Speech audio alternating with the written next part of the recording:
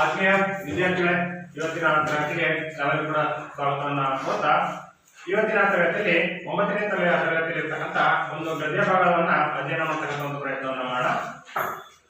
ಈ ಒಂದು ಗದ್ಯ ಭಾಗ ಅಂತಕ್ಕಂಥದ್ದು ಒಂದು ವ್ಯಕ್ತಿ ಚಿತ್ರಕ್ಕೆ ಸಂಬಂಧಪಟ್ಟಂತ ಒಂದು ಗದ್ಯ ಪ್ರಕಾರ ಆಗಿರ್ತಕ್ಕಂಥದ್ದು.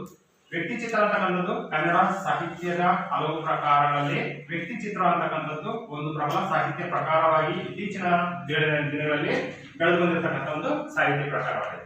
ಸೊ ಇದರಲ್ಲಿ 3 ತರದ ಒಂದು ಪ್ರಕಾರಗಳನ್ನ ನಾವು ನೋಡಬಹುದು.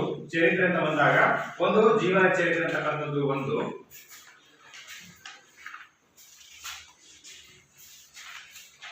ಜೀವನ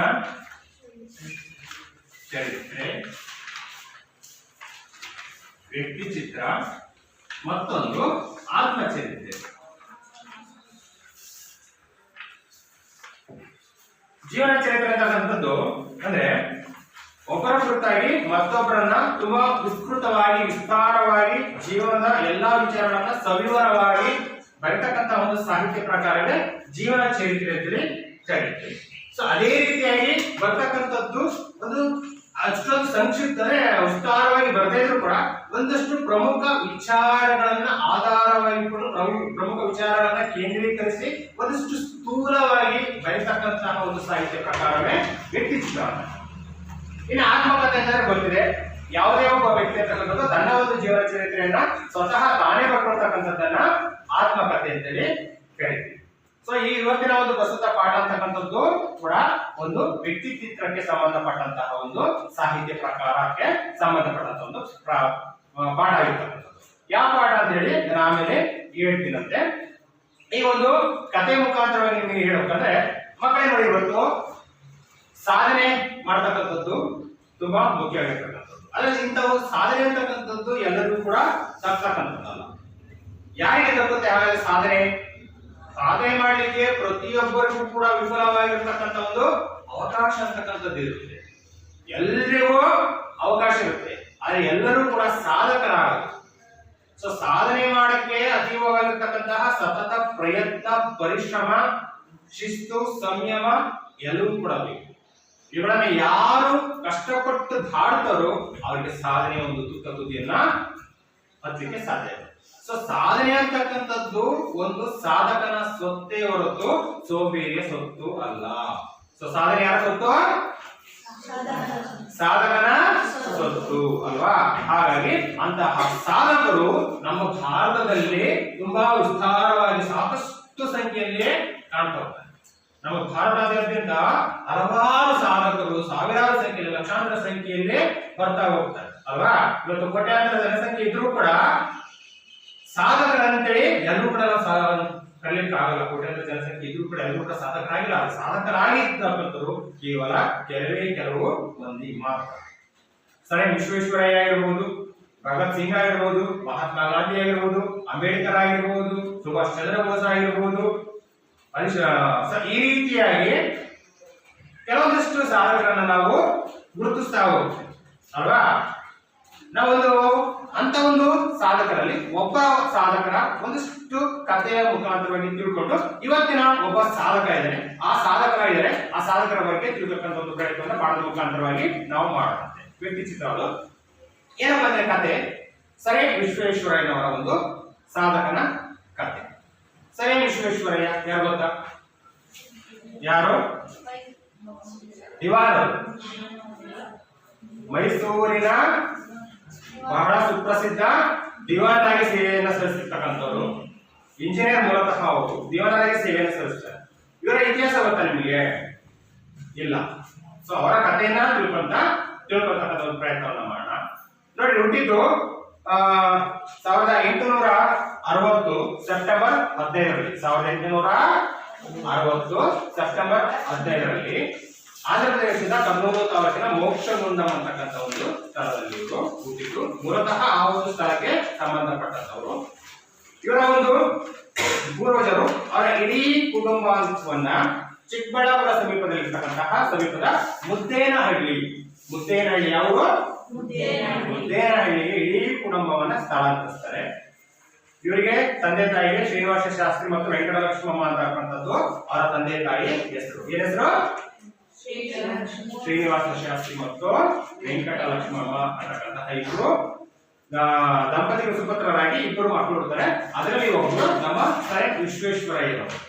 ತುಂಬಾ ಕಡುಬಡತನ, ಬಾಲ್ಯದಲ್ಲಿ ಶಿಕ್ಷಣ ಪಡ್ಕೊಳ್ಳಿಕ್ಕೂ ಕೂಡ ಕಷ್ಟಕರವಾಗಿರ್ತಕ್ಕಂಥ ಸಂದರ್ಭ. ಜೊತೆಗೆ ಇವರ ತಾಯಿಯ ಒಂದು ಅತೀವವಾಗಿರ್ತಕ್ಕಂಥ ಒಂದು ಆಸೆ ಇರುತ್ತೆ. ಏನಪ್ಪಾ ಅಂದ್ರೆ ತನ್ನ ಮಕ್ಕಳು ತಮ್ಮ ಹಾಗೆ ಕಷ್ಟಪಡಬಾರದು, ಒಂದಷ್ಟು ಉತ್ತಮವಾಗಿರ್ತಕ್ಕಂಥ ಒಂದು ಶಿಕ್ಷಣವನ್ನ ಕೊಡಿಸಿ ಅವರಿಗೆ ಸಮಾಜದಲ್ಲಿ ಉನ್ನತವಾಗಿರ್ತಕ್ಕಂತಹ ನೆಲೆಯಲ್ಲಿ ನಿಲ್ತಕ್ಕಂತಹ ರೀತಿಯಾಗಿ ನಾನು ಮಾಡಬೇಕು ಅನ್ನೋ ಒಂದು ಆಸೆ ಇದೆ. ಹಾಗಾಗಿ ಮುದ್ದೇನಹಳ್ಳಿಯಿಂದ ಇಡೀ ಕುಟುಂಬವನ್ನು ಅವರು ಎಲ್ಲಿ ವರ್ಗಾಯಿಸ್ತಾರೆ? ಚಿಕ್ಕಬಳ್ಳಾಪುರಕ್ಕೆ ವರ್ಗಾಯಿಸ್ತಾರೆ. ಇಡೀ ಕುಟುಂಬವನ್ನ ಚಿಕ್ಕಬಳ್ಳಾಪುರಕ್ಕೆ ವರ್ಗಾಯಿಸಿ ಅಲ್ಲಿಯೇ ಒಂದು ಪ್ರಾಥಮಿಕ ಶಿಕ್ಷಣವನ್ನ ಸರಿ ವಿಶ್ವೇಶ್ವರಯ್ಯನವರಿಗೆ ಕೊಡಿಸ್ತಾರೆ. ಅಲ್ಲಿಂದ ಎಚ್ ರಾಮಯ್ಯ ಅಂತಕ್ಕಂಥವ್ರು ನಮ್ಮ ಸರಿ ವಿಶ್ವೇಶ್ವರಯ್ಯನವರ ಮಾವ ಅಲ್ವಾ. ಅಂತವರ ಸಹಾಯದಿಂದ ಬೆಂಗಳೂರಿಗೆ ಹೈಸ್ಕೂಲ್ ಶಿಕ್ಷಣವನ್ನ ಪಡೆಯಲಿಕ್ಕೆ ಸೇರುತ್ತಾರೆ. ಅಲ್ಲಿ ಹೈಸ್ಕೂಲ್ ಶಿಕ್ಷಣವನ್ನ ನೆಕ್ಸ್ಟ್ BA ಪೂರ್ವದ ಶಿಕ್ಷಣ ಅಂದ್ರೆ ಇಂಟರ್ಮೀಡಿಯೇಟ್ ಶಿಕ್ಷಣ ಅಂತ ಕರೀತಾರೆ.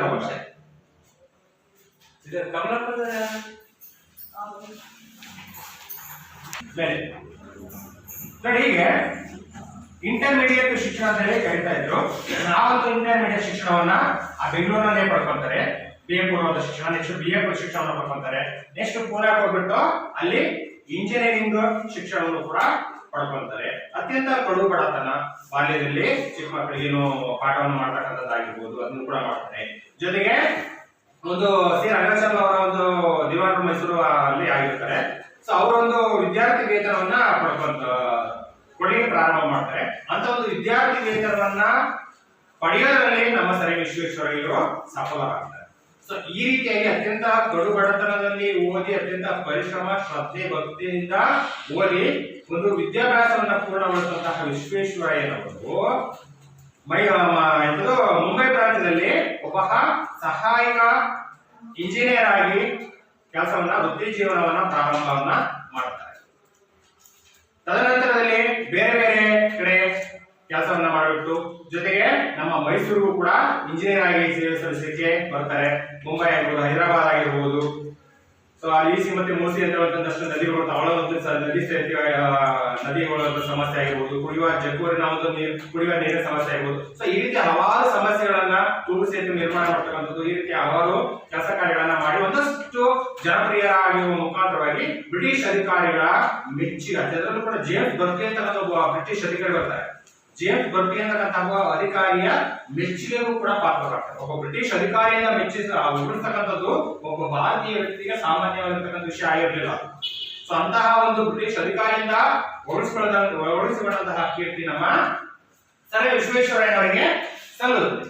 ತದನಂತರದಲ್ಲಿ ನಮ್ಮ ಕರ್ನಾಟಕದ ಒಬ್ಬ ವ್ಯಕ್ತಿ ಬೇರೆ ಬೇರೆ ಭಾಗಗಳಲ್ಲಿ ಸೇವೆ ಸಲ್ಲಿಸ್ತಾರೆ ಅನ್ನೋ ಒಂದು ವಿಚಾರ ನಮ್ಮ ನಮ್ಮಡಿ ಕೃಷ್ಣರಾಜ ಒಡೆಯರ್ ಅವರು ಮೈಸೂರಿನ ಒಡೆಯರಾಗಿರ್ತಾರೆ.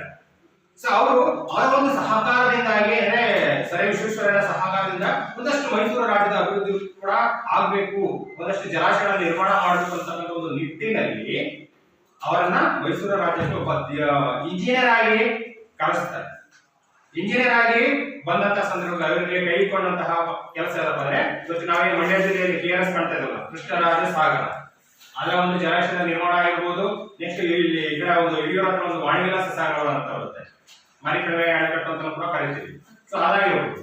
ಈ ರೀತಿಯಾಗಿ ಅಣೆಕಟ್ಟುಗಳ ಒಂದು ನಿರ್ಮಾಣದ ಜವಾಬ್ದಾರಿಯನ್ನ ಅವರಿಗೆ ಕೊಡ್ತಾರೆ. ಅದನ್ನು ಅತ್ಯಂತ ಯಶಸ್ವಿಯಾಗಿ ಪೂರ್ಣಗೊಳಿಸತಕ್ಕಂತ ಒಂದು ನಿಟ್ಟಿನಲ್ಲಿ ತಯಾರಿ ಮಾಡ್ತಾರೆ, ಸಿದ್ಧತೆ ಮಾಡ್ತಾರೆ, ಅದನ್ನು ಪ್ರಾರಂಭವನ್ನು ಕೂಡ ಕೊಡ್ತಾರೆ. ಅವರಲ್ಲಿರ್ತಕ್ಕಂಥ ಒಂದು ವಿದ್ವತ್ತು, ಪರಿಶ್ರಮ, ಸತತ ಒಂದು ಯೋಜನೆ ಇವೆಲ್ಲವನ್ನ ಸ್ವತಃ ಕಣ್ಣಾರೆ ಕಂಡಂತಹ ನಮ್ಮ ನಾಲ್ವಡಿ ಕೃಷ್ಣರಾಜ ಒಡೆಯರು ಇವರನ್ನು ಯಾಕೆ ಮೈಸೂರಿನ ದಿವಾನರನ್ನಾಗಿ ಮಾಡಬಾರದು ಅಂತ ಹೇಳ್ಬಿಟ್ಟು ಅವರನ್ನ ಮೈಸೂರಿನ ಒಂದು ಪ್ರಥಮ ಅತ್ಯುನ್ನತ ಹುದ್ದೆ ಇರತಕ್ಕಂಥ ದಿವಾನ ಹುದ್ದೆಯನ್ನ ಕೊಡ್ತಾರೆ. ಸೊ ಅಂತ ಒಂದು ದಿವಾನ ಹುದ್ದೆಯನ್ನ ಅಲಂಕರಿಸಿದ ನಂತರದಲ್ಲಿ ಮೈಸೂರು ರಾಜ್ಯದ ಅಭಿವೃದ್ಧಿಯೇ ಬದಲಾಗಿ ಹೋಗುತ್ತೆ. ಯಾಕಂದ್ರೆ ಅದುವರೆಗೂ ಇರ್ತಕ್ಕಂಥ ಒಂದು ಅಭಿವೃದ್ಧಿನೇ ಬೇರೆ. ಮೈಸೂರು ಸಂಸ್ಥಾನದ ದಿವಾನ ಆಗಿರ್ತಕ್ಕಂತಹ ವಿಶ್ವೇಶ್ವರಯ್ಯನವರು ಆದ ನಂತರದ ಅಭಿವೃದ್ಧಿನೇ ಬೇರೆ. ಇಲ್ಲಿ ನಾಲ್ವಡಿ ಕೃಷ್ಣರಾಜ ಒಡೆಯರು ಮತ್ತು ಸರ್ ವಿಶ್ವೇಶ್ವರಯ್ಯನವರ ಈ ಇಬ್ಬರು ಒಂದು ಎತ್ತಿನಗಾಡಿಗೆ ಎರಡು ಎತ್ತುಗಳು ಎಷ್ಟು ಪ್ರಮುಖವಾಗಿ ಬೇಕು.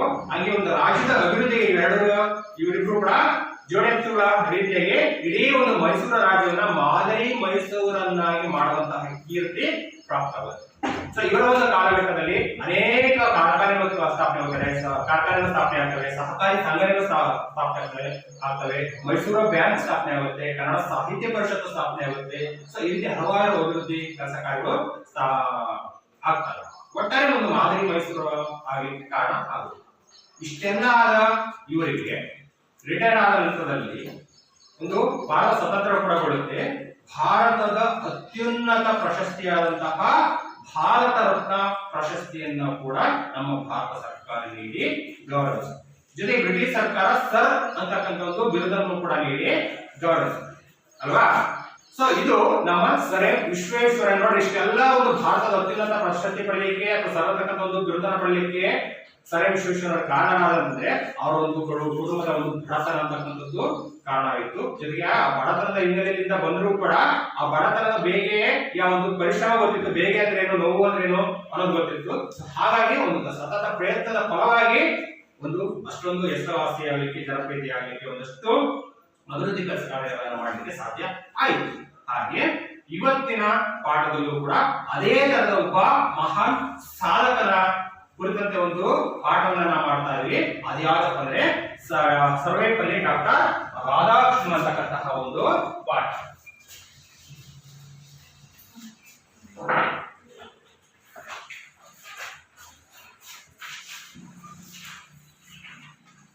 ಆದರ್ಶ ಶಿಕ್ಷಕ ಸರ್ವೇಪಲ್ಲಿ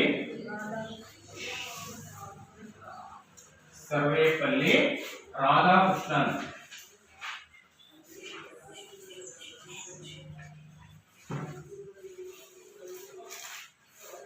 ನೋಡಿ, ರಾಧಾಕೃಷ್ಣನ್ ಬಹುಶಃ ನೀವೆಲ್ಲರೂ ಕೂಡ ಅವರ ಪರಿಚಯ ಇದೆ ಅನ್ಕೊಂತೀನಿ. ಇವರ ಹೆಸರಿನಲ್ಲಿಯೇ ಅಂತಾರಾಷ್ಟ್ರೀಯ ಶಿಕ್ಷಕರ ದಿನಾಚರಣೆಯನ್ನ ನಾವು ಅಲ್ವಾ ರಾಷ್ಟ್ರೀಯ ಶಿಕ್ಷಕರ ದಿನಾಚರಣೆಯನ್ನಾಗಿ ಆಚರಣೆ ಮಾಡ್ತೀವಿ ಪ್ರತಿ ವರ್ಷ ಸೆಪ್ಟೆಂಬರ್ 15ನೇ ತಾರೀಕಿನಂದು ಅಲ್ವಾ.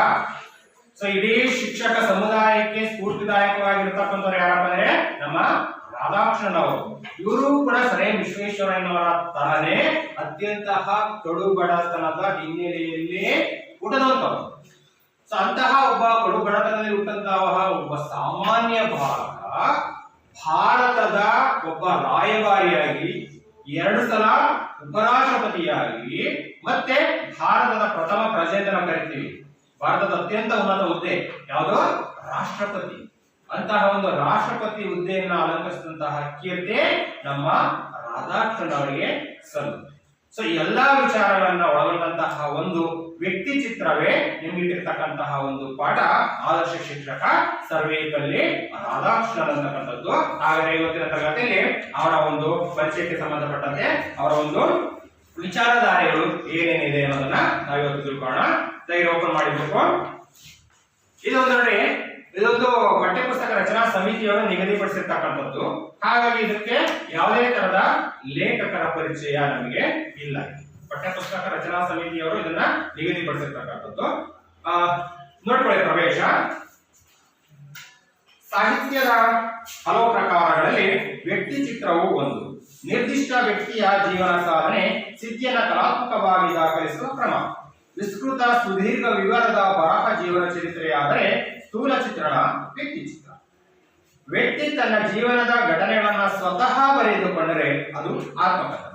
ಹೀಗೆ ಆಧುನಿಕ ಕನ್ನಡದಲ್ಲಿ 3 ಬಗೆಯ ಸಾಹಿತ್ಯ ಪ್ರಕಾರಗಳು ರಚನೆಯಾಗಿವೆ.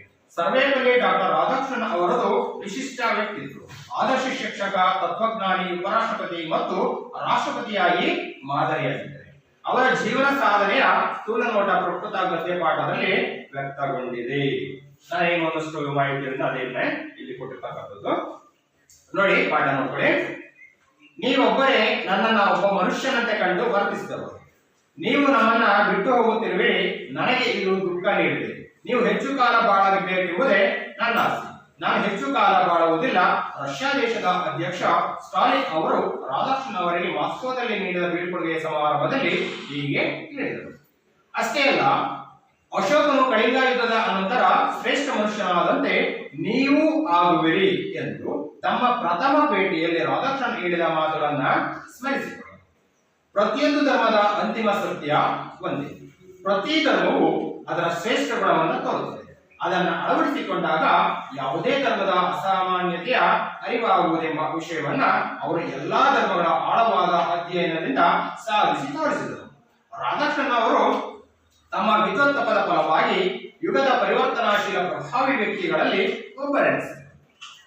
ರಾಧಾಕೃಷ್ಣನ್ ಅವರು ಆಂಧ್ರಪ್ರದೇಶ, ಈಗಿನ ಸೀಮಾಂಧ್ರ ಮತ್ತು ತಮಿಳುನಾಡು ಗಡಿಭಾಗದಲ್ಲಿರುವ ತಿರುತ್ತಣಿ ಎಂಬ ಪುಟ್ಟ ಗ್ರಾಮದಲ್ಲಿ ಕ್ರಿಸ್ತಶಕ ಸಾಮಾನ್ಯ ಶಕ 1888 ಸೆಪ್ಟೆಂಬರ್ 5ರಂದು ಜನಿಸಿದರು. ತಂದೆ ವೀರಸ್ವಾಮಿ, ತಾಯಿ ಸೀತಮ್ಮ. ಅವರ ಮುತ್ತಜ್ಜ ವೀರಸ್ವಾಮಿ ಆಂಧ್ರದ ಸರ್ವೇಪಲ್ಲಿಯಿಂದ ತಮಿಳುನಾಡಿನ ತಿರುತ್ತಣಿಗೆ ಬಂದು ನೆಲೆಸಿದರು. ಪತ್ನಿ ಶಿವಕಾಮು ರಾಧಾಕೃಷ್ಣನ್ ಅವರ ಸಾಧನೆಯಲ್ಲಿ ವಿಶೇಷ ಸಹಕಾರ ನೀಡಿದರು. ವೀರಸ್ವಾಮಿ ಅವರಿಗೆ ತಮ್ಮ ಮಗ ಆಂಗ್ಲ ಭಾಷೆ ಕಲಿಯುವುದು ಇಷ್ಟವಿರಲಿಲ್ಲ. ದೇಶಿ ಭಾಷೆಯಲ್ಲಿದ್ದ ಸಂಸ್ಕೃತವನ್ನ ಕಲಿಯಲಿ ಎಂಬ ಅಪೇಕ್ಷೆ. ಆದರೆ ಅದು ಸಾಧ್ಯವಾಗಲಿಲ್ಲ. ಅನಂತರ ತಿರುಪತಿಯ ಹರ್ಮಸ್ಬರ್ಗ್ ಮಿಷನರಿ ಶಾಲೆಗೆ ಸೇರಿಸಿದರು. ಅಲ್ಲಿ ಇಂಗ್ಲಿಷ್ ವಿದ್ಯಾಭ್ಯಾಸಕ್ಕೆ ಹೆಚ್ಚು ಮನ್ನಣೆ ಇತ್ತು. ಪ್ರೌಢಶಾಲಾ ಶಿಕ್ಷಣ ಮುಗಿಸಿದ ರಾಧಾಕೃಷ್ಣನ್ ವೆಲ್ಲೂರಿನ ಊರ್ಸ್ ಕಾಲೇಜಿಗೆ BA ಪೂರ್ವದ 2 ವರ್ಷಗಳ ಕಲಾ ಪದವಿಗೆ ಸೇರಿದರು. ಮಿಷನರಿ ಶಾಲೆಯ ಶಿಸ್ತಿನ ತರಬೇತಿಯಿಂದ ರಾಧಾಕೃಷ್ಣನ್ ಅವರ ಮನಸ್ಸು ನಿಧಾನವಾಗಿ ಅಧ್ಯಯನದತ್ತ ವಾಲಿತು. ಗ್ರಹಣ ಶಕ್ತಿ ಚುರುಕಾಯಿತು. ವಿದ್ಯಾರ್ಥಿ ಜೀವನದ ಗುರಿಯ ಅರಿವಾಯಿತು. ಶಿಸ್ತು ಗಾಂಭೀರ್ಯಗಳೊಡನೆ ಅಧ್ಯಯನಶೀಲರಾಗತೊಡಗಿದರು. ವಿದ್ಯಾರ್ಥಿ ವೇತನ ಪಡೆದು ಅಂದಿನ ಮದ್ರಾಸಿನ ಕ್ರಿಶ್ಚಿಯನ್ ಕಾಲೇಜಿನಲ್ಲಿ BA ಪದವಿಗೆ ಸೇರಿದರಲ್ಲದೆ ತತ್ವಶಾಸ್ತ್ರದ ಉತ್ತಮ ವಿದ್ಯಾರ್ಥಿ ಎನಿಸಿ ಪ್ರಥಮ ದರ್ಜೆಯಲ್ಲಿ ಉತ್ತೀರ್ಣರಾದರು. ಮನೆಯ ಜವಾಬ್ದಾರಿ ಹೊತ್ತ ಇವರು ಕಿರಿಯ ಸಹಪಾಠಿಗಳಿಗೆ ಮನೆಯ ಪಾಠ ಹೇಳಿ ಹಣ ಗಳಿಸುತ್ತಿದ್ದರು. ಆರ್ಥಿಕ ಪರಿಸ್ಥಿತಿ ತಮ್ಮ ಸಾಧನೆಯಲ್ಲಿ ನಿವಾರಿಸಲಾಗದಾದವೆಂದು ಭಾವಿಸಲಿಲ್ಲ. ಬಡತನದ ಬೇಗೆಯಲ್ಲಿ ತಮ್ಮ ಆಸಕ್ತಿಯ ವಿಷಯವಾದ ತತ್ವಶಾಸ್ತ್ರದಲ್ಲಿ MA ಪದವಿಯನ್ನ ಪಡೆದರು. ಅಷ್ಟಕ್ಕಿರಲಿ. ನೆಕ್ಸ್ಟ್ ಗಣಿತ ಮಾಡೋಣ. ನೆಕ್ಸ್ಟ್ ಕ್ಲಾಸಲ್ಲಿ ಜೀವನೋದಕ. ನೀವೊಬ್ಬರೇ ನನ್ನನ್ನು ಒಬ್ಬ ಮನುಷ್ಯನಂತೆ ಕಂಡು ವರ್ತಿಸಿದವರು. ನೀವು ನಮ್ಮನ್ನು ಬಿಟ್ಟು ಹೋಗುತ್ತಿರುವಿರಿ. ನನಗೆ ಇದು ದುಃಖ ನೀಡಿದೆ. ನೀವು ಹೆಚ್ಚು ಕಾಲ ಬಾಳಬೇಕೆಂದು ನನ್ನಾಸೆ. ನಾನು ಹೆಚ್ಚು ಕಾಲ ಬಾಳುವುದಿಲ್ಲ. ರಷ್ಯಾ ದೇಶದ ಅಧ್ಯಕ್ಷ ಸ್ಟಾಲಿನ್ ಅವರು ರಾಧಾಕೃಷ್ಣನ್ ಅವರಿಗೆ ಮಾಸ್ಕೋದಲ್ಲಿ ನೀಡಿದ ಬೀಳ್ಕೊಡುಗೆ ಸಮಾರಂಭದಲ್ಲಿ ಹೀಗೆ ಹೇಳಿದರು. ಅಷ್ಟೇ ಅಲ್ಲ, ಅಶೋಕನು ಕಳಿಂಗ ಯುದ್ಧದ ಅನಂತರ ಶ್ರೇಷ್ಠ ಮನುಷ್ಯನಾದಂತೆ ನೀವು ಆಗುವಿರಿ ಎಂದು ತಮ್ಮ ಪ್ರಥಮ ಭೇಟಿಯಲ್ಲಿ ರಾಧಾಕೃಷ್ಣನ್ ಹೇಳಿದ ಮಾತುಗಳನ್ನು ಸ್ಮರಿಸಿಕೊಂಡರು. ಪ್ರತಿಯೊಂದು ಧರ್ಮದ ಅಂತಿಮ ಸತ್ಯ ಒಂದೇ. ಪ್ರತಿ ಧರ್ಮವು ಅದರ ಶ್ರೇಷ್ಠ ಗುಣವನ್ನು ತೋರುತ್ತದೆ. ಅದನ್ನು ಅಳವಡಿಸಿಕೊಂಡಾಗ ಯಾವುದೇ ಧರ್ಮದ ಅಸಾಮಾನ್ಯತೆಯ ಅರಿವಾಗುವುದೆಂಬ ವಿಷಯವನ್ನು ಅವರು ಎಲ್ಲ ಧರ್ಮಗಳ ಆಳವಾದ ಅಧ್ಯಯನದಿಂದ ಸಾಧಿಸಿ ತೋರಿಸಿದರು. ರಾಧಾಕೃಷ್ಣನ್ ತಮ್ಮ ವಿದ್ವತ್ತಪದ ಫಲವಾಗಿ ಯುಗದ ಪರಿವರ್ತನಾಶೀಲ ಪ್ರಭಾವಿ ವ್ಯಕ್ತಿಗಳಲ್ಲಿ ಒಬ್ಬರೆನಿಸಿದರು. ರಾಧಾಕೃಷ್ಣನ್ ಅವರು ಆಂಧ್ರಪ್ರದೇಶದ ಈಗಿನ ಸೀಮಾ ಆಂಧ್ರ ಮತ್ತು ತಮಿಳುನಾಡಿನ ಗಡಿಯಲ್ಲಿ ತಿರುತ್ತಣಿ ಎಂಬ ಪುಟ್ಟ ಗ್ರಾಮದಲ್ಲಿ ಸಾಮಾನ್ಯ ಶಕ 1888 ಸೆಪ್ಟೆಂಬರ್ 5ರಂದು ಜನಿಸಿದರು. ತಂದೆ ವೀರಸ್ವಾಮಿ, ತಾಯಿ ಸೀತಮ್ಮ. ಅವರ ಮುತ್ತಜ್ಜ ವೀರಸ್ವಾಮಿ ಆಂಧ್ರದ ಸರ್ವೇಪಲ್ಲಿಯಿಂದ ತಮಿಳುನಾಡಿನ ತಿರುತ್ತಣಿಗೆ ಬಂದು ನೆಲೆಸಿದರು. ಪತ್ನಿ ಶಿವಕಾಮು ಪದ್ಮ ರಾಧಾಕೃಷ್ಣನ್ ಅವರ ಸಾಧನೆಯಲ್ಲಿ ವಿಶೇಷ ಸಹಕಾರ ನೀಡಿದರು. ನೋಡಿ, ಅಲ್ಲಿ ಒಂದು ಪೀಠಿಕೆಯ ರೂಪದಲ್ಲಿ ನಮ್ಮ ರಾಧಾಕೃಷ್ಣನ್ ಅವರು ರಷ್ಯಾದ ದೇಶಕ್ಕೆ ಒಬ್ಬ ರಾಯಭಾರಿಯಾಗಿ ಹೋದಂತಹ ಸಂದರ್ಭದಲ್ಲಿ ಆ ಒಂದು ದೇಶದ ಅಧ್ಯಕ್ಷರು ಅವರನ್ನ ಬೀಳ್ಕೊಡುಗೆ ಸಮಾರಂಭವನ್ನ ಏರ್ಪಡಿಸಿ ಬೀಳ್ಕೊಡುವಾಗ ಅವರ ಬಗ್ಗೆ ತಮ್ಮ ಒಂದು ಪ್ರಥಮ ಭೇಟಿಯಲ್ಲಿ ಏನೇನು ಮಾತನಾಡಿದ್ರು, ಹೇಗೆ ಅವರ ಒಂದು ಅವಿನಾಭಾವ ಸಂಬಂಧ ಇತ್ತು ಅನ್ನೋದ್ರ ಬಗ್ಗೆ ಒಂದು ಮಾತುಕತೆಯ ರೂಪದಲ್ಲಿ ಇರ್ತಕ್ಕಂಥ ಒಂದು ವಿಚಾರನ ಇಲ್ಲಿ ಸ್ಫೋರಿಸ್ತಂತಂದ್ರೆ ಆ ಒಂದು ವಿಚಾರ ಪಾಠದ ಆರಂಭದಲ್ಲಿದೆ. ಪೀಠಿಕೆ ರೂಪದಲ್ಲಿ ನೋಡ್ಕೊಳ್ಳಿ. ನೀವೊಬ್ಬರೇ ನನ್ನನ್ನು ಒಬ್ಬ ಮನುಷ್ಯನಂತೆ ಕಂಡು ವರ್ತಿಸಿದರು. ನೀವು ನಮ್ಮನ್ನ ಬಿಟ್ಟು ಹೋಗುತ್ತಿರುವಿರಿ. ನನಗೆ ಇದು ದುಃಖ ನೀಡಿದೆ. ನೀವು ಹೆಚ್ಚು ಕಾಲ ಬಾಳಬೇಕೆಂಬುದೇ ನನ್ನ ಆಸೆ. ನಾನು ಹೆಚ್ಚು ಕಾಲ ಬಾಳುವುದಿಲ್ಲ. ರಷ್ಯಾ ದೇಶದ ಅಧ್ಯಕ್ಷ ಸ್ಟಾಲಿನ್ ಅವರು ರಾಧಾಕೃಷ್ಣನ್ ಅವರಿಗೆ ಮಾಸ್ಕೋದಲ್ಲಿ ನೀಡಿದ ಬೀಳ್ಕೊಡುಗೆ ಸಮಾರಂಭದಲ್ಲಿ ಹೀಗೆ ಹೇಳಿದರು. ನಾನು ಆಗಲೇ ಹೇಳಿದ ಹಾಗೆ ರಷ್ಯಾ ದೇಶದ ಅಧ್ಯಕ್ಷ ಸ್ಟಾಲಿನ್ ಅಂತಕ್ಕಂಥನು ಒಬ್ಬ ಕ್ರಾಂತಿಕಾರಿ ಮತ್ತು ಅತ್ಯಂತ ದಮನಕಾರಿ ನೀತಿಯನ್ನ ಒಳಗೊಂಡಿರ್ತಕ್ಕಂಥವನು. ಒಂದು ರೀತಿಯಾಗಿ ಕ್ರೂರಿ ಇರ್ತಕ್ಕಂಥ ಮಾತನ್ನು ಕೂಡ ಬರುತ್ತೆ. ಅತ್ಯಂತ ಕಟು ಹೃದಯದವನು. ಹಾಗಾಗಿ ಅಂತಿದ್ದ ಸಾಮಾನ್ಯ ವ್ಯಕ್ತಿಗಳಿಗೆ ಅವರ ಒಂದು ಸ್ನೇಹವನ್ನ ಅಥವಾ ವಿಶ್ವಾಸವನ್ನ ಗಳಿಸ್ತಕ್ಕಂಥದ್ದು ಸಾಧ್ಯ ಆಗಿರಲಿಲ್ಲ. ಒಬ್ಬ ರಾಜಕಾರಣಿ ಕೂಡ ಹೌದು. ಸೊ ಅವರನ್ನ ಸ್ನೇಹವನ್ನ ಮಾಡ್ತಕ್ಕಂಥದ್ದು, ಅವರ ವಿಶ್ವಾಸವನ್ನ ಗಳಿಸ್ತಕ್ಕಂಥದ್ದು ಸಾಮಾನ್ಯರಿಗೆ ಸಾಧ್ಯ ಆಗ್ತಿರಲಿಲ್ಲ. ಅಂತರಲ್ಲಿ ಒಬ್ಬ ಭಾರತದ ಪ್ರತಿನಿಧಿಯಾಗಿ, ಒಬ್ಬ ರಾಯಭಾರಿಯಾಗಿ ರಷ್ಯಾ ದೇಶಕ್ಕೆ ಹೋದಂತಹ ಸಂದರ್ಭದಲ್ಲಿ ಸ್ಟಾಲಿನ್ ಆ ಒಂದು ಸಂದರ್ಭದಲ್ಲಿ ಆ ಒಂದು ದೇಶದ ಅಧ್ಯಕ್ಷರಾಗಿರ್ತಾರೆ. ಸೊ ಅವರ ಒಂದು ವಿಶ್ವಾಸವನ್ನ ಗಳಿಸ್ತಾರೆ. ಯಾವ ತರಹದ ವಿಶ್ವಾಸ ಅಂತಂದ್ರೆ, ಇವರನ್ನ ಗಳಿಸ್ತಕ್ಕಂತ ಒಂದು ಸಂದರ್ಭದಲ್ಲಿ ಅತ್ಯಂತ ಭಾರವಾಗಿರ್ತಕ್ಕಂತಹ ಒಂದು ಹೃದಯದಿಂದ ನಮ್ಮ ರಾಧಾಕೃಷ್ಣನ್ ಅವರನ್ನ ಬೀಳ್ಕೊಡ್ತಾರೆ. ಯಾಕಂದ್ರೆ ಒಂದು ವಿಶ್ವಾಸ ಅಂತಕ್ಕಂಥದ್ದು ರಾಧಾಕೃಷ್ಣನ್ ಮತ್ತು ಸ್ಟಾಲಿನ್ ಅವರ ನಡುವೆ ಅಷ್ಟೊಂದು ಅಗಾಧವಾಗಿರ್ತಕ್ಕಂಥ ರೀತಿಯಲ್ಲಿ ಬೆಳೆಯಿತು.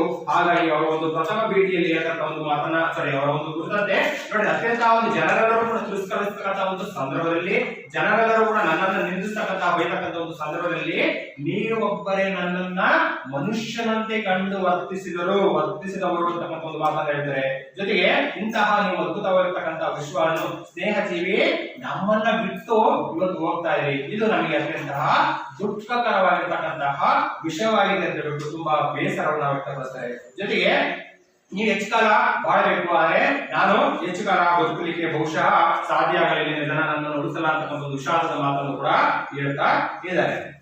ಅಷ್ಟೇ ಅಲ್ಲ, ಅಶೋಕನು ಕಳಿಂಗ ಯುದ್ಧದ ನಂತರ ಶ್ರೇಷ್ಠ ಮನುಷ್ಯರಾದಂತೆ ನೀವು ಆಗುವಿರಿ ಎಂದು ತಮ್ಮ ಪ್ರಥಮ ಭೇಟಿಯಲ್ಲಿ ರಾಧಾಕೃಷ್ಣ ಹೇಳಿದ ಮಾತನ್ನ ಸ್ಮರಿಸಿಕೊಂಡರು. ಬಹುಶಃ ಅಶೋಕನ ಕಥೆ ನಮಗೆಲ್ಲರೂ ಕೂಡ ಗೊತ್ತಿದೆ ಅಲ್ವಾ? ಸೊ ಅಶೋಕ ಅಂತಕ್ಕಂಥವ್ರು ಇಡೀ ಭರತ ಖಂಡವನ್ನು ಆಳದಂತಹ ಪ್ರಬಲ ಅರಸ. ಅಂತಹ ಅರಸ ಇಡೀ ಜೀವನದಲ್ಲಿ ಮಾಡಿದಂತಹ ಪ್ರಥಮ ಮತ್ತು ಕೊನೆಯ ಯುದ್ಧ ಯಾವುದು ಅಂದ್ರೆ ಅದು ಕಳಿಂಗ ಯುದ್ಧ. ಮಾಡಿದ ಪ್ರಥಮ ಯುದ್ಧನೂ ಅದೇ, ಕೊನೆಯ ಯುದ್ಧನೂ ಅದೇ. ಇವತ್ತು ನಾವು ಭಾರತದಲ್ಲಿ ಎಷ್ಟೆಲ್ಲ ಸಾಮ್ರಾಜ್ಯ ಬರ್ತವೆ, ಎಷ್ಟೆಲ್ಲ ರಾಜ್ಯ ಬರ್ತವೆ, ಎಷ್ಟೊಂದು ಯುದ್ಧಗಳು ಎಲ್ಲ ಬರ್ತಾ ಹೋಗ್ತವೆ, ರಕ್ತಪಾತ ಎಷ್ಟೆಲ್ಲ ಗೊತ್ತಿದೆ ನಮಗೆ. ಆದ್ರೆ ಅಶೋಕ ಯಾಕೆ ಒಂದೇ ಯುದ್ಧವನ್ನ ಮಾಡಿದ್ರೆ, ಯಾಕೆ ಮತ್ತೆ ಯುದ್ಧವನ್ನ ಮಾಡಲಿಲ್ಲ ಅಂದ್ರೆ ಅದಕ್ಕೊಂದು ಕಥೆ ಇದೆ. ಏನಪ್ಪಾ ಅಂದ್ರೆ, ಕಳಿಂಗ ದೇಶದ ಮೇಲೆ ಯುದ್ಧಕ್ಕೆ ಹೋದಂತಹ ಸಂದರ್ಭದಲ್ಲಿ ಆ ಕಳಿಂಗ ಯುದ್ಧದಲ್ಲಿ ನಡೆದಂತಹ ಅನಾಹುತ, ಬೀಭತ್ಸ ದೃಶ್ಯಗಳನ್ನ ನೋಡ್ಬಿಟ್ಟು ಅವನ ಮನಸ್ಸು ಅಂತಕ್ಕಂಥದ್ದು ಕರಗಿ ಹೋಗುತ್ತೆ. ಅಲ್ಲಿ ನಡೆದಿರ್ತಕ್ಕಂಥದ್ದು ರಕ್ತಪಾತ ಆಗಿರ್ಬೋದು, ಕೈ ಕಾಲುಗಳನ್ನ ಕಳ್ಕೊಂಡಿರ್ತಕ್ಕಂತಹ ಸೈನಿಕರ ಒಂದು ರೋದನೆ ಇರಬಹುದು, ಅಥವಾ ತಮ್ಮ ಮಕ್ಕಳನ್ನ ಯುದ್ಧದಲ್ಲಿ ಕಳ್ಕೊಂಡಂತಹ ಒಂದು ತಂದೆ ತಾಯಿಗಳ ರೋದನೆ ಆಗಿರ್ಬೋದು, ಅಥವಾ ಹೆಂಡತಿ ಮಕ್ಕಳ ಒಂದು ಗಂಡ ಮತ್ತು ತಂದೆಯನ್ನ ಕಳ್ಕೊಂಡಂತಹ ಹೆಂಡತಿ ಮಕ್ಕಳ ಒಂದು ಗೋಳಾಗಿರ್ಬೋದು. ಸೊ ಎಲ್ಲಾ ಘಟನೆಗಳನ್ನ ಯಾವಾಗ ಕಂಡಾರೆ ಸ್ವತಃ ನೋಡ್ತಾನೆ ಅಶೋಕ ಅಂತಕ್ಕಂಥ, ಯಾಕಾಗಿ ಬೇಕು ಯುದ್ಧ ಅಂತಕ್ಕಂಥದ್ದು, ಯಾರಿಗಾಗಿ ಬೇಕು, ಇಷ್ಟೆಲ್ಲ ನೋವು ಕೊಡ್ತಕ್ಕಂಥ ಯುದ್ಧ ನಮಗೆ ಬೇಕಾ ಅಂತ ಹೇಳ್ಬಿಟ್ಟು ಅವನ ಮನಸ್ಸು ಅಂತಕ್ಕಂಥದ್ದು ಸಂಪೂರ್ಣವಾಗಿ ಪರಿವರ್ತನೆ ಆಗುತ್ತೆ. ಹಾಗಾಗಿ ಆ ಪರಿವರ್ತನೆ ಹೊಂದಿದರ ಪ್ರತಿಫಲವಾಗಿ ಅವನು ಬೌದ್ಧ ಧರ್ಮವನ್ನ ಅವತ್ತು ಸ್ವೀಕರಿಸ್ತಾನೆ. ಹಾಗಾಗಿ ಬೌದ್ಧ ಧರ್ಮದ ತತ್ವವೇ ಶಾಂತಿ ಮತ್ತು ಅಹಿಂಸೆ, ಹಿಂಸೆಯನ್ನ ಮಾಡದಿರ್ತಾರೆ, ಹಿಂಸೆ ಮಾಡದಿರ್ತಾರೆ. ಹಾಗಾಗಿ ಅಹಿಂಸಾ ತತ್ವವನ್ನು ಅನುಸರಿಸುವ ಮುಖಾಂತರವಾಗಿ ಬೌದ್ಧ ಧರ್ಮದ ಸ್ವೀಕರಿಸುವ ಮುಖಾಂತರವಾಗಿ ಆವತ್ತೇ ಯುದ್ಧಕ್ಕೆ ನಾಂದಿ ಆಗ್ತಾನೆ. ಹಾಗಾಗಿ ಜೀವನದ ಮತ್ತೆಂದೂ ಕೂಡ ಅವನು ಯುದ್ಧವನ್ನ ಮಾಡೇ ಇಲ್ಲ. ಜೊತೆಗೆ ಬೌದ್ಧ ಧರ್ಮದ ತತ್ವಗಳನ್ನ ಬೇರೆ ಬೇರೆ ದೇಶಗಳಿಗೆ ಪ್ರಚಾರ ಮಾಡುವ ಸಲುವಾಗಿ ತನ್ನ ಪುತ್ರ ಮತ್ತು ಮಗಳನ್ನ ಬೇರೆ ಬೇರೆ ಸಿಲೋನ್ ಅಂತ ಶ್ರೀಲಂಕಾ ಕರೀತಾರೆ ಅಂತ ಒಂದು ದೇಶಕ್ಕೆ, ಬೇರೆ ಬೇರೆ ದೇಶಕ್ಕೆ ಎಲ್ಲ ಕಳಿಸ್ಕೊಡ್ತಾರೆ. ಸೊ ಈ ರೀತಿಯಾಗಿ ಅಶೋಕ ಅಂತಕ್ಕಂಥವನು ಯಾವ ರೀತಿಯಾಗಿ ಕಳಿಂಗ ಯುದ್ಧದ ನಂತರದಲ್ಲಿ ಬದಲಾದೋ ಆ ರೀತಿಯಾಗಿ ಸ್ಟಾಲಿನ್ ಆಗಿರ್ತಕ್ಕಂತಹ ನೀವು ಕೂಡ ಮುಂದೊಂದು ದಿನ ಬದಲಾಗೇ ಆಗ್ತಿದೆ ಅಂತ ಹೇಳ್ಬಿಟ್ಟು ರಾಧಾಕೃಷ್ಣನ್ ಅವರು ತಮ್ಮ ಪ್ರಥಮ ಭೇಟಿಯಲ್ಲಿ ಮಾತುಗಳನ್ನ ಆಡಿರ್ತಾರೆ. ಸೊ ಆ ಒಂದು ಮಾತನ್ನು ಕೂಡ ಅವರಿಗೆ ಬೀಳ್ಕೊಡುಗೆ ಕೊಡ್ತಕ್ಕಂಥ ಒಂದು ಸಂದರ್ಭದಲ್ಲಿ ನೆನೆಸ್ಕೊಳ್ತಾರೆ, ಸ್ಮರಿಸ್ಕೊಂತಾರೆ. ಇನ್ನ ಪ್ರತಿ ಧರ್ಮವು ಅದರ ಶ್ರೇಷ್ಠ ಗುಣವನ್ನ ತೋರುತ್ತದೆ, ಅದನ್ನು ಅಳವಡಿಸಿಕೊಂಡಾಗ ಯಾವುದೇ ಧರ್ಮದ ಅಸಾಮಾನ್ಯತೆ ಅರಿವಾಗುವುದೆಂಬ ವಿಷಯವನ್ನ ಅವರು ಎಲ್ಲಾ ಧರ್ಮಗಳ ಆಳವಾದ ಅಧ್ಯಯನದಿಂದ ಸಾಧಿಸಿ ತೋರಿಸಿದರು. ರಾಧಾಕೃಷ್ಣನ್ ತಮ್ಮ ವಿದ್ವತ್ ತಪದ ಫಲವಾಗಿ ಯುಗದ ಪರಿವರ್ತನಾಶೀಲ ಪ್ರಭಾವಿ ವ್ಯಕ್ತಿಗಳಲ್ಲಿ ಒಬ್ಬರೆನಿಸಿದರು. ನೋಡಿ, ಇವತ್ತು ಎಷ್ಟೆಲ್ಲ ಶಿಕ್ಷಕರಿದ್ದೀವಿ, ಎಷ್ಟೆಲ್ಲ ಸಾಧಕರಿದ್ದೀವಿ, ಆದ್ರೆ ಒಬ್ಬೊಬ್ಬ ಸಾಧಕರ ಸಾಧನೆ ಅಂತಕ್ಕಂಥದ್ದು ಒಂದೊಂದು ರೀತಿಯದು. ಇಲ್ಲಿ ರಾಧಾಕೃಷ್ಣನ್ ಅಂತಕ್ಕಂಥವ್ರು ಇವತ್ತು ಒಬ್ಬ ಆದರ್ಶ ಶಿಕ್ಷಕರಿಗೆ ಮಾದರಿಯಾಗಿ ಪ್ರೇರಕ ಶಕ್ತಿಯಾಗಿ ನಿಂತಿರ್ತಕ್ಕಂಥ ನಾವು ಕಾಣ್ತೀವಿ. ಸೊ ಅದೆಲ್ಲದಕ್ಕೂ ಕಾರಣ ಏನಪ್ಪ ಅಂದ್ರೆ ಅವರಲ್ಲಿರ್ತಕ್ಕಂಥ ಒಂದು ಪ್ರಭಾವಿ ವ್ಯಕ್ತಿತ್ವ ಮತ್ತು ಅವರಲ್ಲಿರ್ತಕ್ಕಂಥ ಒಂದಷ್ಟು ವಿಚಾರಧಾರೆಗಳು ಕಾರಣ. ಸೊ ಇಂಥವ್ರು ಎಲ್ಲಿ ಹುಟ್ಟಿದ್ರು, ಹೇಗೆ ಹುಟ್ಟಿದ್ರು, ಅವರ ಒಂದು ಶಿಕ್ಷಣ ಅಂತಕ್ಕಂಥದ್ದು ಎಲ್ಲೆಲ್ಲೆಲ್ಲ ಆಯ್ತು ಅನ್ನೋದನ್ನ ನಾವೀಗ ಮುಂದಿನ ಭಾಗದಲ್ಲಿ ನೋಡಬಹುದು. ರಾಧಾಕೃಷ್ಣ ಅವರು ರಷ್ಯಾ ದೇಶದ ಅಧ್ಯಕ್ಷ ಯಾರು? ಸ್ಟಾಲಿನ್ ಅಲ್ವಾ? ರಾಧಾಕೃಷ್ಣ ಅವರು ಆಂಧ್ರದ, ಈಗ ಸೀಮಾಂಧ್ರ ಆಂಧ್ರ ಪ್ರದೇಶ ಎರಡು ಭಾಗದಾಗಿರ್ತಕ್ಕಂಥದ್ದು, ಸೀಮಾ ಆಂಧ್ರ ಮತ್ತೆ ತೆಲಂಗಾಣ ಆಗಿದೆ. ಸೊ ಸೀಮಾಂಧ್ರದ ಗಡಿ ಭಾಗದಲ್ಲಿ ಇರ್ತಕ್ಕಂಥದ್ದು ಆಂಧ್ರ ಪ್ರದೇಶದ ಗಡಿ ಭಾಗ ಸೀಮಾಂಧ್ರ ಮತ್ತು ತಮಿಳುನಾಡಿನ ಗಡಿ ಭಾಗದಲ್ಲಿರುವ ತಿರುತ್ತಣಿ ಎಂಬ ಪುಟ್ಟ ಗ್ರಾಮದಲ್ಲಿ ಸಾಮಾನ್ಯ ಶಕ 1858 ಸೆಪ್ಟೆಂಬರ್ 5ರಂದು ಜನಿಸಿದರು. ಆಂಧ್ರ ಪ್ರದೇಶ ಮತ್ತು ತಮಿಳುನಾಡಿನ ಗಡಿ ಭಾಗದಲ್ಲಿರ್ತಕ್ಕಂತಹ ಯಾವುದು ತಿರುತ್ತಣಿ ಅಂತಕ್ಕಂಥ ಒಂದು ಪ್ರದೇಶದಲ್ಲಿ ಕ್ರಿಸ್ತ ಶಕ ಸಾಮಾನ್ಯ ಶಕ ಅಂತ ಕೂಡ ಬರೆಯುವುದು 1888 ಸೆಪ್ಟೆಂಬರ್ 5ರಂದು ಜನಿಸ್ತಾರೆ. ಎಷ್ಟು ಜನಿಸಿದ್ದು? 1888 ಸೆಪ್ಟೆಂಬರ್ 5. ತಂದೆ ವೀರಸ್ವಾಮಿ ಮತ್ತು ತಾಯಿ ಸೀತಮ್ಮ. ಇವರ ಮುತ್ತಜ್ಜ ವೀರಸ್ವಾಮಿ. ನೋಡಿ, ಇವರ ತಾತನ ಹೆಸರು ಕೂಡ ವೀರಸ್ವಾಮಿ ಅಂತಕ್ಕಂಥದ್ದು ಮತ್ತು ತಂದೆಯ ಹೆಸರು ಕೂಡ ವೀರಾಮಸ್ವಾಮಿ ಅಂತಕ್ಕಂಥದ್ದು. ತಾಯಿಯ ಹೆಸರು ಮಾತ್ರ ಸೀತಮ್ಮ ಅಂತಕ್ಕಂಥದ್ದು. ನೋಡಿ, ಅವರ ವೀರಸ್ವಾಮಿ ಅವರ ಮುತ್ತಜ್ಜಿ ಏನಿರೋ ಅವರಿಗೆ ಆಂಧ್ರದ ಸರ್ವೇಪಲ್ಲಿಯಿಂದ ತಮಿಳುನಾಡಿನ ತಿರುತ್ತಣಿಗೆ ಬಂದು ನೆಲೆಸಿದ್ರು. ಪತ್ನಿ ಶಿವಕಮ್ಮು ಅವರನ್ನ ಪದ್ಮ ಅಂತಕ್ಕಂಥ ಒಂದು ಹೆಸರಿನಿಂದ ಕೂಡ ಕರೀತಕ್ಕಂಥದ್ದು. ಆ ರಾಧಾಕೃಷ್ಣ ಅವರ ಸಾಧನೆಯಲ್ಲಿ ವಿಶೇಷ ಸಹಕಾರವನ್ನ ನೀಡಿದ್ರು. ಯಾಕಂದ್ರೆ ಒಂದು ಯಾವುದೇ ಒಬ್ಬ ವ್ಯಕ್ತಿ, ಒಬ್ಬ ಪುರುಷ ಸಮಾಜದಲ್ಲಿ ಉನ್ನತವಾಗಿರ್ತಕ್ಕಂಥ ಒಂದು ಸಾಧನೆ ಮಾಡಿದಂತಾಗ ಅವರ ಒಂದು ಕುಟುಂಬ ಕೂಡ ಕಾರಣ ಇರುತ್ತೆ. ತಂದೆ ತಾಯಿ ಆಗಿರ್ಬೋದು ಅಥವಾ ಪತ್ನಿಯವರ ಸಹಕಾರ ಕೂಡ ಮುಖ್ಯವಾಗಿರುತ್ತೆ. ಆ ರೀತಿಯಾಗಿ ರಾಧಾಕೃಷ್ಣನ್ ಅವರಿಗೆ ಅವರ ಪತ್ನಿಯಾಗಿರ್ತಕ್ಕಂತಹ ಶಿವಕಮ್ಮ ಅಥವಾ ಪದ್ಮ ಅಂತ ಏನಿದೆಯೋ ಅವರು ಕೂಡ ಅತ್ಯಂತಹ ಸಹಕಾರವನ್ನ ಪ್ರೇರಕ ಶಕ್ತಿಯಾಗಿ ನಿಂತಿದ್ರು. ಇನ್ನು ರಾಧಾಕೃಷ್ಣ ಅವರಿಗೆ ತಮ್ಮ ಮಗ ಆಂಗ್ಲ ಭಾಷೆ ಕಲಿಯುವುದು ಇಷ್ಟವಿರಲಿಲ್ಲ. ದೇಶಿ ಭಾಷೆಯಲ್ಲಿದ್ದ ಸಂಸ್ಕೃತವನ್ನ ಕಲಿಯಲಿ ಎಂಬ ಅಪೇಕ್ಷೆ. ನೋಡಿ, ಸಂಸ್ಕೃತ ಅಂತಕ್ಕಂಥದ್ದು ಅವತ್ತಿನ ಕಾಲದಲ್ಲಿ ಅತ್ಯಂತ ಪ್ರಬಲ ಭಾಷೆಯಾಗಿ ಮಾರ್ಪಟ್ಟಿದೆ. ಸೊ ಸಂಸ್ಕೃತ ಅಂತಕ್ಕಂಥದ್ದು ವೇದ ಉಪನಿಷತ್ತುಗಳ ಕಾಲದಿಂದಲೂ ಕೂಡ ನಮ್ಮ ಭಾರತದ ಮಣ್ಣಿನ ಜೊತೆಗೆ ಬೆಳೆದುಕೊಂಡು ಬಂದಿರತಕ್ಕಂಥದ್ದು. ಇಂಥ ಒಂದು ದೇಶಿ ಭಾಷೆಯಾಗಿರ್ತಕ್ಕಂಥ ಒಂದು ಸಂಸ್ಕೃತದಲ್ಲಿ ನನ್ನ ಮಗನಿಗೆ ಶಿಕ್ಷಣವನ್ನ ಕೊಡಿಸ್ಬೇಕು ಅಂತಕ್ಕಂತಹ ಒಂದು ಆಸೆ ನಮ್ಮ ರಾಧಾಕೃಷ್ಣ ಅವರ ತಂದೆ ಆಗಿರ್ತಕ್ಕಂತಹ ಯಾರು ವೀರಸ್ವಾಮಿ ಅವರಿಗೆ ಆಸೆ ಆಗಿತ್ತು. ಆದ್ರೆ ಆಸೆ ನೆರವೇರಬೇಕಲ್ಲ, ಆಗಲ್ಲ ಪಾಪ. ಇಲ್ಲಿ ಒಂದು ಸಂಸ್ಕೃತ ಭಾಷೆಯಲ್ಲಿ ಶಿಕ್ಷಣವನ್ನು ಕೊಡ್ತಕ್ಕಂಥದ್ದು ಅವರಿಗೆ ಸಾಧ್ಯ ಆಗಲಿಲ್ಲ. ಹಾಗಾಗಿ ಅದು ಸಾಧ್ಯವಾಗಲಿಲ್ಲ. ಅನಂತರ ತಿರುಪತಿಯ ಹರ್ಮಸ್ಬರ್ಗ್ ಮಿಷನರಿ ಶಾಲೆಗೆ ಸೇರಿಸಿದರು. ಅವತ್ತು ಬ್ರಿಟಿಷರ ಒಂದು ಆಡಳಿತದ ಪ್ರಭಾವದಿಂದಾಗಿ ನಮ್ಮ ಭಾರತದಲ್ಲಿ ಒಂದಷ್ಟು ಮಿಷನರಿ ಶಾಲೆಗಳು ಪ್ರಾರಂಭ ಆಗ್ತದೆ. ಅಂತಹ ಮಿಷನರಿ ಶಾಲೆಗಳಲ್ಲಿ ಒಂದಾಗಿರ್ತಕ್ಕಂಥದ್ದು ತಿರುಪತಿಯಲ್ಲಿ ಇರತಕ್ಕಂತಹ ಹರ್ಮಸ್ಬರ್ಗ್ ಅಂತಕ್ಕಂತಹ ಒಂದು ಶಾಲೆ. ಅಂತಹ ಒಂದು ಮಿಷನರಿ ಶಾಲೆಗೆ ನಮ್ಮ ರಾಧಾಕೃಷ್ಣನ್ ಅವರನ್ನ ಶಿಕ್ಷಣ ಕಲಿಯುವಲ್ಲಿಗೆ ಅವರ ತಂದೆಯವರು ಸೇರಿಸ್ತಾರೆ. ಅಲ್ಲಿ ಇಂಗ್ಲಿಷ್ ವಿದ್ಯಾಭ್ಯಾಸಕ್ಕೆ ಹೆಚ್ಚು ಮನ್ನಣೆ ಇತ್ತು. ನೋಡಿ, ಮಿಷನರಿ ಸಾಮಾನ್ಯವಾಗಿ ಇಂಗ್ಲಿಷ್ನವರು ಅಥವಾ ಬ್ರಿಟಿಷ್ನವರು ಮೊದಲ ಆದ್ಯತೆಯೇ ಇಂಗ್ಲಿಷ್ ಶಿಕ್ಷಣಕ್ಕೆ ಒತ್ತನ್ನು ಕೊಡ್ತಕ್ಕಂಥದ್ದು. ಹಾಗಾಗಿ ದೇಶಿ ಭಾಷೆಯಾಗಿರ್ತಕ್ಕಂಥ ಒಂದು ಸಂಸ್ಕೃತವನ್ನ ಕಲಿಯಲಿಕ್ಕೆ ಆ ಒಂದು ಮಿಷನರಿ ಶಾಲೆಯಲ್ಲಿ ನಮ್ಮ ರಾಧಾಕೃಷ್ಣ ಅವರಿಗೆ ಸಾಧ್ಯ ಆಗೋದಿಲ್ಲ. ಅಲ್ಲಿ ಇಂಗ್ಲಿಷ್ ಶಿಕ್ಷಣ ಕಲಿಸಿದರ ಪ್ರಭಾವ ಪರಿಣಾಮದಿಂದಾಗಿ ಇಂಗ್ಲಿಷ್ ಭಾಷೆಯಲ್ಲಿ ಅವರು ಶಿಕ್ಷಣವನ್ನು ಪಡ್ಕೊಳ್ತಾರೆ. ಅಲ್ಲಿ ನಂತರ ಪ್ರೌಢ ಶಿಕ್ಷಣ ಮುಗಿಸಿದ ರಾಧಾಕೃಷ್ಣನ್ ಬೆಂಗಳೂರಿನ ಊಸ್ ಕಾಲೇಜಿಗೆ BA ಪೂರ್ವದ 2 ವರ್ಷಗಳ ಕಲಾ ಪದವಿಗೆ ಸೇರಿದರು. ನೋಡಿ, ಪ್ರೌಢ ಶಿಕ್ಷಣ ಮುಗಿಸ್ತಾರೆ. ಅದಾದ್ಮೇಲೆ ಬೆಂಗಳೂರಿನಲ್ಲಿರ್ತಕ್ಕಂಥ ಊಸ್ ಕಾಲೇಜಿಗೆ BA ಪೂರ್ವದ 2 ವರ್ಷಗಳ ಶಿಕ್ಷಣ ಅಂತ ನಮ್ಮ ಸರ್ ವಿಶ್ವೇಶ್ವರಯ್ಯನ ಕಾಲದಲ್ಲಿ ಇಂಟರ್ಮೀಡಿಯೇಟ್ ಶಿಕ್ಷಣ ಅಂತ ಕೂಡ ಕರೀತಾರೆ ಅಂತ ನಾನು ಕಥೆ ಹೇಳಿದೆ. ಸ್ವಂತ ಒಂದು ಶಿಕ್ಷಣವನ್ನು ಪಡೆಯಲಿಕ್ಕೆ ಬೆಂಗಳೂರಿನ ಊಸ್ ಕಾಲೇಜಿಗೆ ಇವರನ್ನ ಸೇರ್ಪಡೆಯನ್ನ ಮಾಡ್ತಾರೆ.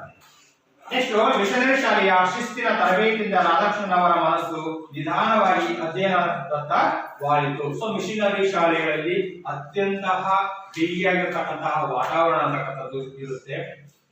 ತುಂಬಾ ಶಿಸ್ತುಬದ್ಧ ವಾತಾವರಣ. ಹಾಗಾಗಿ ಬೆಳಗ್ಗೆ ಇಷ್ಟು ಗಂಟೆಗೆ ಎದ್ದೇಳಬೇಕು, ಇಷ್ಟೊತ್ತಿಗೆ ವೇದಾಧ್ಯಯನಗಳನ್ನ ಮಾಡಬೇಕು, ಅಥವಾ ಇಷ್ಟೊತ್ತಿಗೆ ದಿನನಿತ್ಯದ ಇದನ್ನ ಮುಗಿಸ್ಕೊಳ್ಬೇಕು, ಕಾಯಕವನ್ನ ಮುಗಿಸ್ಬೇಕು, ಜಪತಪಗಳನ್ನ ಮುಗಿಸ್ಬೇಕು, ಅಥವಾ ಓದುವ ಅವರನ್ನ ಮುಗಿಸ್ಬೇಕು, ಬರವಣಿಗೆ ಮುಗಿಸ್ಬೇಕು.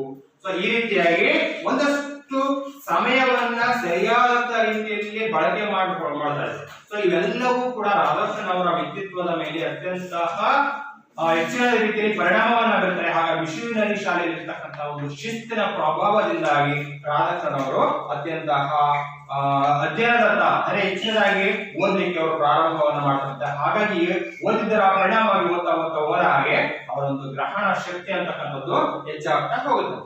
ಇನ್ನು ವಿದ್ಯಾರ್ಥಿ ಜೀವನದ ಗುರಿಯ ಅರಿವು ಅವರಿಗಾಗಿ ಎಷ್ಟೋ ಮಕ್ಕಳಿಗೆ ಇವತ್ತು ನಾನು ವಿದ್ಯಾರ್ಥಿ ಅಂದ್ರೆ ಏನು, ನಾನು ಯಾಕಾಗಿ ಶಾಲೆಗೆ ಬರ್ತಾ ಇಲ್ಲ, ಶಾಲೆಗೆ ಬಂದ ನಂತರದಲ್ಲಿ ನಮ್ಮ ಮುಂದಿನ ಗುರಿ ಏನು, ನಾನು ಏನಾಗಬೇಕು ಅನ್ನೋದು ಸರಿಯಾದಂತಹ ಗುರಿನೇ ಗೊತ್ತಿರುತ್ತೆ. ಆದ್ರೆ ಅವತ್ತಿನ ಕಾಲದಲ್ಲಿ ನಮ್ಮ ರಾಧಾಕೃಷ್ಣ ಅವರಿಗೆ ವಿದ್ಯಾರ್ಥಿ ಅಂದ್ರೆ ವಿದ್ಯಾರ್ಥಿಯನ್ನು ಹೇಗಿರಬೇಕು, ವಿದ್ಯಾರ್ಥಿ ಜೀವನದ ಗುರಿ ಏನು, ಸೊ ಇದೆಲ್ಲದನ್ನೂ ಕೂಡ ಹೊರದವರಾಯಿತು. ಹಾಗಾಗಿ ಅದೇ ರೀತಿಯಲ್ಲಿ ತಾನು ನಂಬಿಕೊಂಡಂತಕ್ಕಂತಹ ದಾರಿಯಲ್ಲಿ ನಡೆದು ಆ ಗುರಿಯನ್ನ ಸೇರಿದಂತಹ ಸಾಧಕರು ನಮ್ಮ ರಾಧಾಕೃಷ್ಣ ಅವರು. ಇನ್ನು ವಿದ್ಯಾರ್ಥಿ ವೇತನ ಪಡೆದು ಒಂದಿನ ಮದ್ರಾಸ್ ಕ್ರಿಶ್ಚಿಯನ್ ಕಾಲೇಜಿನಲ್ಲಿ BA ಪದವಿಗೆ ಸೇರಿದವಲ್ಲದೆ ತತ್ವಶಾಸ್ತ್ರದ ಉತ್ತಮ ವಿದ್ಯಾರ್ಥಿ ಎನಿಸಿ ಪ್ರಥಮ ದರ್ಜೆಯಲ್ಲಿ ಉತ್ತೀರ್ಣರಾದರು. ಅವರ ಅಚ್ಚುಮೆಚ್ಚಿನ ವಿಷಯ ಯಾವಪ್ಪ ಅಂದ್ರೆ ತತ್ವಶಾಸ್ತ್ರ ಅಂತಕ್ಕಂಥದ್ದು. ತತ್ವಶಾಸ್ತ್ರ ಅಂತಂದ್ರೆ ನಮ್ಮ ರಾಧಾಕೃಷ್ಣನಿಗೆ ತುಂಬಾ ಇಷ್ಟಪಡ್ತಾರೆ. ಸೊ ಅಂತ ಒಂದು ತಮಗೆ ಇಷ್ಟಪಟ್ಟಂತಹ ವಿಷಯದಲ್ಲಿ ಒಂದು BA ಶಿಕ್ಷಣವನ್ನು ಪಡ್ಕೊತಾರೆ, ಜೊತೆಗೆ ಪ್ರಥಮ ಸ್ಥಾನವನ್ನು ಕೂಡ ಗಳಿಸ್ತಾರೆ. ನೋಡಿ ಆ ಒಂದು ಹಂತದಲ್ಲಿ ವಿದ್ಯಾರ್ಥಿ ವೇತನವನ್ನು ಕೂಡ ಅವರು ಪಡ್ಕೊಂತಾರೆ. ವಿದ್ಯಾರ್ಥಿ ವೇತನ ಅಂತಕ್ಕಂಥದ್ದು ಇವತ್ತಿನ ದಿನಗಳಲ್ಲಿ ಎಲ್ಲರೂ ಕೂಡ ಬರ್ತಾರೆ. ಆದ್ರೆ ಅವತ್ತು ವಿದ್ಯಾರ್ಥಿ ವೇತನ ಅಂತಕ್ಕಂಥದ್ದು ಕೇವಲ ಒಬ್ಬರಿಗೆ ಮಾತ್ರ ಬರ್ತಾರೆ. ಜೊತೆಗೆ ಒಂದು ಸೆಕ್ಷನ್ ಅಂತ ಬಂದಾಗ ಆ ಸೆಕ್ಷನ್ ಅಲ್ಲಿ ಯಾರು ಹೆಚ್ಚಿನ ಮಾರ್ಕ್ಸ್ ಅನ್ನ ತೆಗೆದುಕೊಂಡಿರ್ತಾರೋ ಅವ್ರಿಗೆ ಮಾತ್ರ ಬರ್ತಾರೆ, ಎಲ್ಲರೂ ಕೂಡ ಬರ್ತಾರೆ. ಸೊ ಹಾಗಾಗಿ ಅಂತ ಒಂದು ವಿದ್ಯಾರ್ಥಿ ವೇತನವನ್ನ ನಾವು ಪಡಿಬೇಕು ಅಂತ ಹೇಳ್ಬಿಟ್ಟು ಎಲ್ಲಾ ವಿದ್ಯಾರ್ಥಿಗಳು ಕೂಡ ಅತ್ಯಂತ ಪರಿಶ್ರಮ ಪಟ್ಬಿಟ್ಟು ಓದ್ತಾ ಇದ್ದಾರೆ. ಸೊ ಆ ರೀತಿಯಾಗಿ ಆ ವಿದ್ಯಾರ್ಥಿ ವೇತನವನ್ನ ಸರಿಯಾದಂತಹ ರೀತಿಯಲ್ಲಿ ಬಳಕೆ ಮಾಡುವಂತವರು ಓದುವಂತವರು ನಮ್ಮ ರಾಧಾಕೃಷ್ಣನ್ ಅವರು. ನೆಕ್ಸ್ಟ್ ಮನೆಯ ಜವಾಬ್ದಾರಿ ಹೊತ್ತ ಇವರು ಕಿರಿಯ ಸಹಪಾಠಿಗಳಿಗೆ ಮನೆಯ ಪಾಠ ಹೇಳಿ ಹಣ ಗಳಿಸುತ್ತಿದ್ದರು. ಆರ್ಥಿಕ ಪರಿಸ್ಥಿತಿ ತಮ್ಮ ಸಾಧನೆಯನ್ನು ನಿವಾರಿಸಲಾಗದ ಹೊರಕೆಂದು ಭಾವಿಸಲಿಲ್ಲ. ಬಡತನದ ಬೇಗೆಯಲ್ಲಿ ತಮ್ಮ ಆಸಕ್ತಿಯ ವಿಷಯವಾದ ತತ್ವಶಾಸ್ತ್ರದಲ್ಲಿ MA ಪದವಿಯನ್ನು ಕೂಡ ಪಡೆದುಕೊಂಡರು. ನನಗೆ ಬಡತನ ನಾನು ಆಗಲೇ ಹೇಳಿದೆ, ಅತ್ಯಂತ ಕಡು ಬಡತನ ಇತ್ತು. ಹಾಗಾಗಿ ವಿದ್ಯಾರ್ಥಿ ವೇತನ ಪಡ್ಕೊಂಡೆ ಸಾಕಾಗಲ್ಲ, ನನ್ನ ಶಿಕ್ಷಣಕ್ಕೆ ಅದು ಕಂಪ್ಲೀಟ್ ಆಗಲ್ಲ, ಇನ್ನೂ ಬೇಕು ಅಂತ ಹೇಳ್ಬಿಟ್ಟು ನಮ್ಮ ಒಂದು ವಯಸ್ಸಿಗಿಂತ ಚಿಕ್ಕ ಮಕ್ಕಳು ಏನಿರ್ತಾರೋ ಅಂತ ಒಂದು ಚಿಕ್ಕ ಮಕ್ಕಳನ್ನ ಸ್ವತಃ ಮನೆಗೆ ಕಳಿಸ್ಬಿಟ್ಟು ಮನೆಯಲ್ಲಿ ಮಕ್ಕಳಿಗೆ ಪಾಠವನ್ನ ಮಾಡ್ತಾ ಇದ್ರು. ಸೊ ಆ ಮುಖಾಂತರವಾಗಿ ಒಂದಷ್ಟು ಬಂದಂತಹ ಹಣದಿಂದಲೂ ಕೂಡ ಅವರು ಒಂದಷ್ಟು ಹೆಚ್ಚಿನ ವಿದ್ಯಾಭ್ಯಾಸವನ್ನ ಪಡ್ಕೊಳ್ಳೋದ್ರಲ್ಲಿ ಸಫಲರಾಗುವಂತೆ. ಸೊ ಇಷ್ಟಕ್ಕೆ ಇವತ್ತಿನ ತರಗತಿ ಇರಲಿ. ಹೋಮ್ವರ್ಕ್ ಬರ್ಕೊಳ್ಳಿ.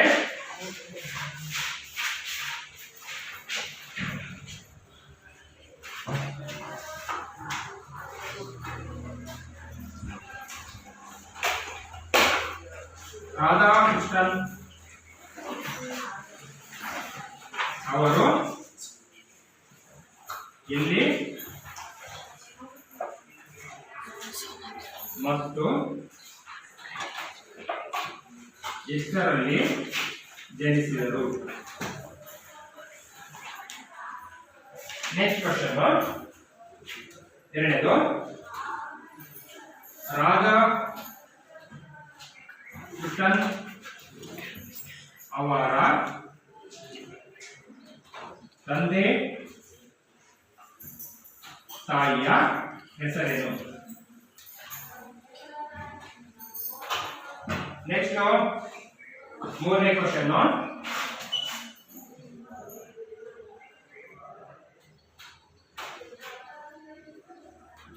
ರಾಧಾಕೃಷ್ಣನ್ ಅವರು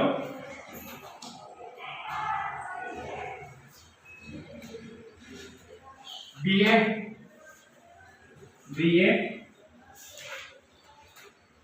ಪೂರ್ವದ ಶಿಕ್ಷಣವನ್ನು ಯಾವ ಕಾಲೇಜಿನಲ್ಲಿ ಪೂರ್ಣಗೊಳಿಸಿದರು?